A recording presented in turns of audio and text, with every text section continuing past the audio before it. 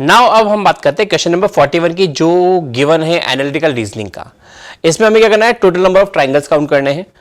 तो सबसे पहले से स्टेप बाय स्टेप स्टार्ट करेंगे।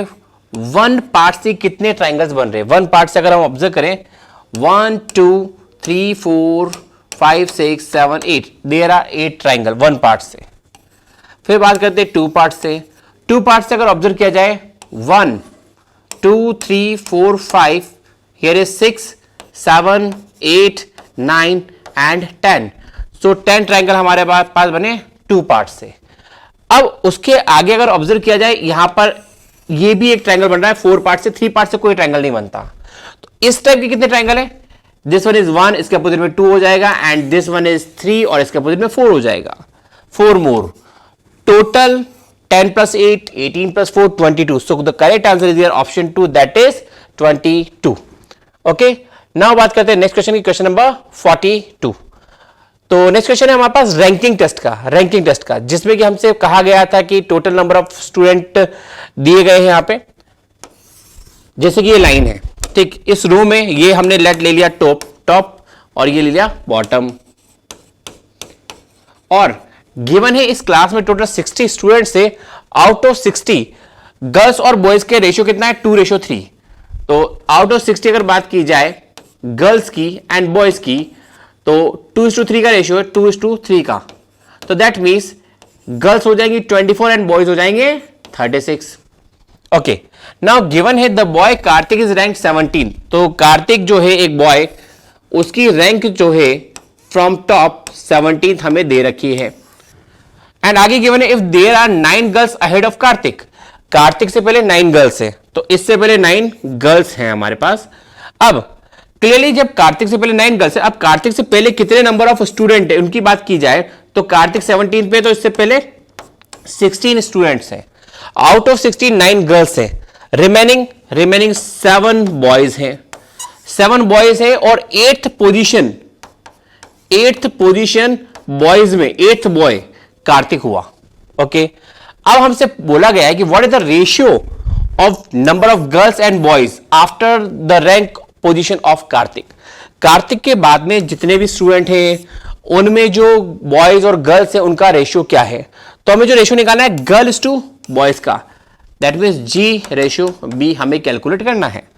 तो अगर ऑब्जर्व किया जाए यहां पर 9 गर्ल्स है कार्तिक से पहले, तो कार्तिक के बाद कितनी गर्ल्स है, दैट इज टोटल गर्ल्स 24 है, तो 24 - 9 कितना हुआ, 15 गर्ल्स। फिर बात करते हैं बॉयज की। अब कार्तिक 8th बॉय है, तो 36 - 8, कार्तिक के बाद में कितने हो गए, 36 - 8, that is 28। So correct answer is option 2, इनका रेशियो होगा 15:28। Okay, now next question, question number 43 पे आते हैं। क्वेश्चन नंबर 43 हमारा जो क्वेश्चन था वो था एनालॉजी का। क्या करना है, यहां पर हमें पेयर ढूंढना है कि इस पेयर में जो सिमिलरिटी है, जो रिलेशन है, वो रिलेशन कौन से ऑप्शन में हमें मिल रहा है। तो अगर रिलेशन की बात की है, यहां पर डिजिट का सम इक्वल आ रहा है, हियर 9 + 8 + 7 + 6 कितना बनेगा डिजिट सम, दैट इज 30। इसी तरीके से इनका सम भी हमें 30 मिल रहा है। और अगर हम आए ऑप्शन पे, तो ऑप्शन 4 में यहां पर इनका सम और इनका सम इक्वल है, that is 30। So the correct answer is here option 4। बात करते हैं नेक्स्ट क्वेश्चन, क्वेश्चन नंबर 44 की। ये क्वेश्चन है हमारा पेपर कटिंग का। अब यहां पर हम देख रहे हैं कि भाई किस तरीके से शेप चलेंगे, दैट मींस इस शेप को जब ओपन किया जाएगा तो कौन सा ऑप्शन हमारा करेक्ट होगा। तो इसके लिए क्या करें, इन शेप्स पे अगर हम आए, जैसे मैं सबसे पहले इस शेप की बात कर रहा हूं, ये जो शेप आपके पास मिल रहा है, ये जब इधर आएगा, इस साइड आएगा, तो आपको ये शेप इस तरीके से मिलेगा इस पोजीशन पे। तो इसके अकॉर्डिंग अगर हम ऑब्जर्व करें, ऑप्शन 4 यस हो सकता है, जैसा कि हमें दिख रहा है। ऑप्शन 3 बिल्कुल हो सकता है, एंड ऑप्शन 2 भी हो सकता है। ऑप्शन 1 नहीं हो सकता, ये शेप डाउन साइड चला गया, राइट। नाउ बात करते हैं ऑप्शन 2 3 एंड 4 में। अब 2 3 4 में अगर अगेन हम जैसे इस शेप को ले लेते हैं, अब ये शेप जब इस साइड आएगा, तो आपके पास ये शेप कुछ इस तरीके से आ जाएगा, राइट। अब ये शेप हमें ऑप्शन 4 में मिल रहा है, बिल्कुल करेक्ट। बट ऑप्शन 3 की बात करें, ये देखो, ये अप साइड में कट है, ये डाउन साइड में, ऑप्शन 3 नहीं है, और ऑप्शन 2 यस हो सकता है। तो हमारे पास रहेगा 2 ऑप्शन, ऑप्शन 2 एंड 4। अब जैसे शेप बहुत सारे, तो बेस्ट क्या है, 2 एंड 4 में डिफरेंस क्या दिख रहा है हमें, ये हम चेक कर लें। 2 और 4 में अगर डिफरेंस की बात करें तो हमें इस शेप में डिफरेंस हो रहा है, बाकी सभी हमें सेम दिख रहे हैं। तो हम इसी की बात कर लेते हैं डायरेक्ट, राइट। तो क्लियरली जब ये वाला जो शेप आपके पास जो दिया हुआ है, जब ये इस साइड में जाएगा तो होगा क्या, ये किस टाइप का शो होगा, ये सिमिलर, सेम ऐसे ही यहां पे ये रहने वाला है, ऐसा ही आ जाएगा। तो क्लियरली हमारा आंसर क्या होगा, that is option 4, option 2 answer नहीं होगा। क्लियर। नाउ बात करते हैं नेक्स्ट क्वेश्चन की, दैट इज क्वेश्चन नंबर 45। 45 में हमारे पास कुछ सिंबल्स हैं, जैसे ट्राइंगल, एल, स्क्वायर, उनको कुछ नंबर से डिनोट किया गया है। तो स्टार्ट करते हैं। जैसे कि यहां पे दिया है ट्राइंगल लाइन इक्वल टू 5। अब यहां पे देखो ट्राइंगल ये रहा और लाइन, और एल एक्स्ट्रा आ गया, और यहां पर वैल्यू बढ़ गई 7। तो दैट मीन्स हम ये कह सकते हैं एल की वैल्यू हो गई 2, इंक्रीज हुई ना भाई, ट्राइंगल आ रहा था, लाइन आ रही थी, दैट मीन्स एल की वैल्यू क्या हो गई 2। इन द सेम वे देखते हैं, लाइन है, एल है, ट्राइंगल है, लाइन है, एल है, ट्राइंगल है, तो दैट मीन्स स्क्वायर की वैल्यू क्या हो जाएगी, कितना इंक्रीज हो रहा है, ये 8, राइट। तो स्क्वायर की वैल्यू हो गई हमारे पास 8। अब जब स्क्वायर की वैल्यू 8 हो गई है तो पेंटागन की वैल्यू की बात कर लेते हैं।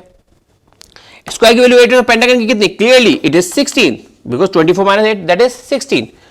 अब हमें यहां पर ऑब्जर्व करना है, देन 23 इज गिवन बाय, 23 की वैल्यू क्या होगी फिगर्स में, सिंबल्स के फॉर्मेट में।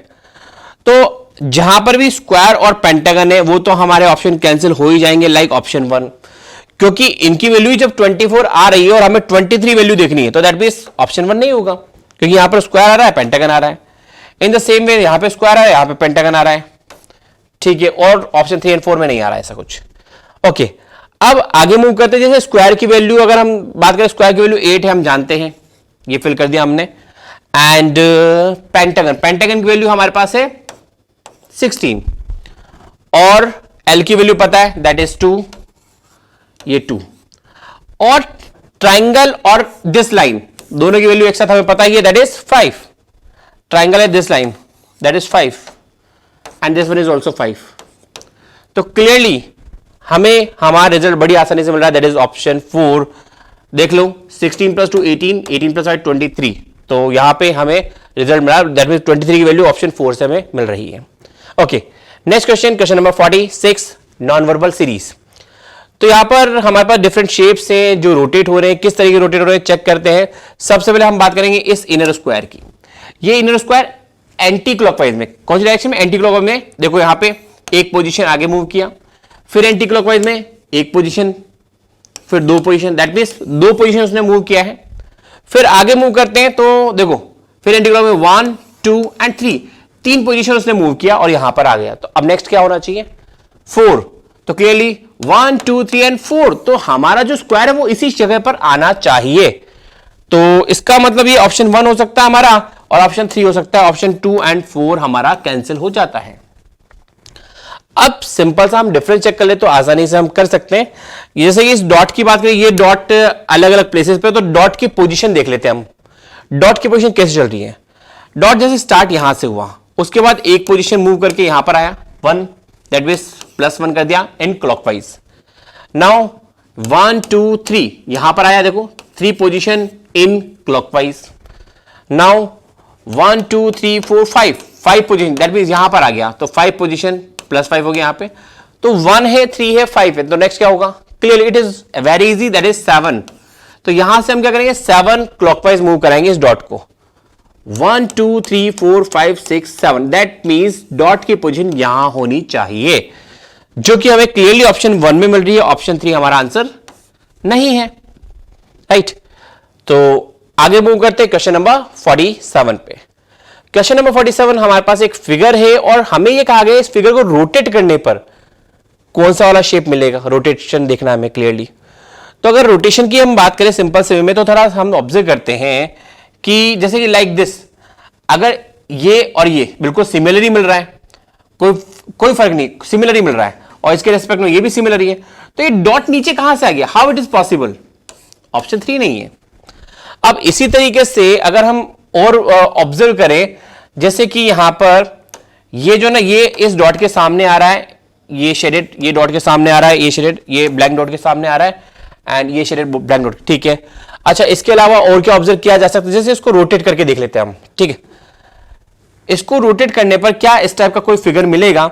देखो, अगर मैं इसको थोड़ा सा यू रोटेट करता हूं तो भाई ये शेप और ये शेप तो भाई ये जिसके जस्ट अपोजिट है, तो ये अगेन यहां पर पॉसिबल नहीं है। ठीक है, इन द सेम वे अगर मैं इसको रोटेट करता हूं तो इस शेडेड के रेस्पेक्ट में इधर है ये ब्लैक वाला, दिस वन, तो हाउ इट इज पॉसिबल? ये वाला ब्लैंक आ गया, ये ब्लैंक आ गया, तो दैट मीन ऑप्शन 1 पॉसिबल नहीं है।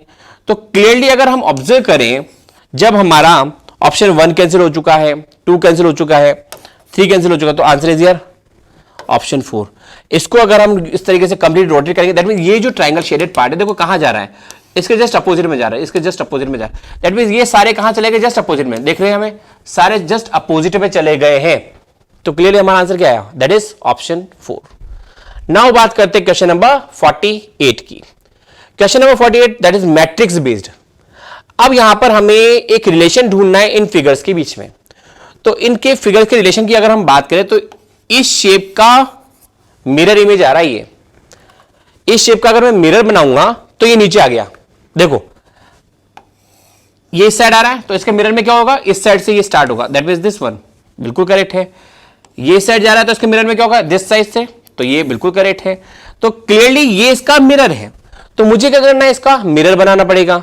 अब इसके मिरर को चेक करते हैं, जैसे कि ये इस साइड से स्टार्ट हो रहा है, तो मिरर में क्या चला जाएगा? इस साइड में, तो ये राइट साइड में देखो दिस वन बिल्कुल करेक्ट है। This is not possible, yes this one is correct and this is again not possible. तो अब हमारे पास देखिए ऑप्शन 1 एंड 4। नाउ अब जैसे कोई भी लाइन या कोई भी शेप ले लेते हैं, लाइक दिस वन, ये जैसे अगर हम ऑब्जर्व करें this one and this one, ये दोनों वर्टेक्स इस तरीके से कुछ कर्व आ रहे हैं हमारे पास। बट अगर ऑप्शन 1 की बात करें तो दोनों वर्टेक्स से हमारे पास कर्व नहीं आ रहे भाई, एक वर्टेक्स आ रहा है, दूसरे वर्टेक्स का कहां गया? ऑप्शन 1 नहीं है, तो क्लियरली हमारा आंसर आता है option 4, right? It is very easy. Now move करते क्वेश्चन नंबर 49 पे। क्वेश्चन नंबर 49 हमारा है based on grouping of identical figure. और वैसे आइडेंटिकल काफी कुछ आप लोगों को दिख रहा होगा, 3D शेप्स देखो यहां पे BEM 3D शेप्स है, और ऑप्शन पे अगर हम आए डायरेक्टली हमारा आंसर आता है ऑप्शन 4। क्वेश्चन नंबर 50 की बात करते हैं। क्वेश्चन नंबर 50 ये है बेस्ड ऑन मैथमेटिकल ऑपरेशन। अब मैथमेटिकल ऑपरेशन में क्लियरली हमें करना क्या? यहां पे ये जो सिंबल्स हैं, there is circle, square, triangle, star and this symbol जो भी कहा जाए, इनकी वैल्यू हमें यहां पे रखनी है। इनको सब्स्टिट्यूट करते हुए चलना, और हमें देखना है कि कौन सा इस इक्वेशन को सेटिस्फाई कर रहा है, इस इक्वेशन को करेक्ट बनाता है। तो स्टार्ट करेंगे हम ऑप्शन 1 से ही। तो साइन सब्स्टिट्यूट करते हैं हम ऑप्शन 1 से, that is this symbol is minus, तो हम यहां पे रखेंगे minus, and star is equal to triangle is divide, and square is plus, and circle is multiply. Now numbers are 12, 13, 15, 5, 180 and -21. Okay, तो सॉल्व करते हैं, स्टार्ट करते हैं। जैसे कि यहां पर ये होगा 12 multiply 13 that is 156 plus 15 divide by 5 that is 3 is equal to 180 -21, ये आता है 159। और क्लियरली हम ऑब्जर्व करें 156 प्लस 3 कितना होता है? 159 इज इक्वल टू 159। तो डायरेक्टली हमारा ऑप्शन आता है दैट इज ऑप्शन 1। आगे हमें बढ़ने की जरूरत नहीं है। क्लियर है? ओके।